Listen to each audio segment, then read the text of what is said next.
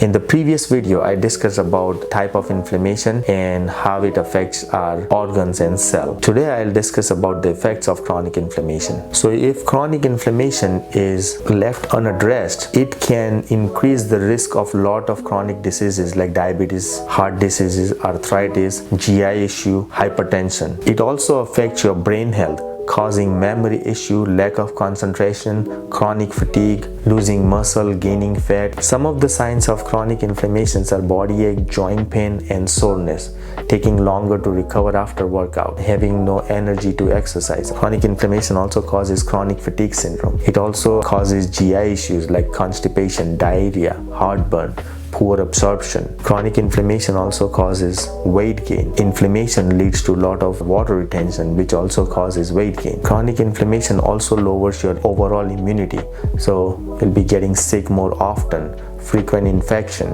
In some cases, it also leads to depression, anxiety, OCD type of behavior. Chronic inflammation causes skin issues like makes you look aged, acne, skin sagging, and overall poor skin quality. In the next video, I'll discuss about how to improve your chronic inflammation. Here at MyFitMed, we do multiple things, including your lifestyle changes, supplements, and IV therapy to improve your overall inflammation.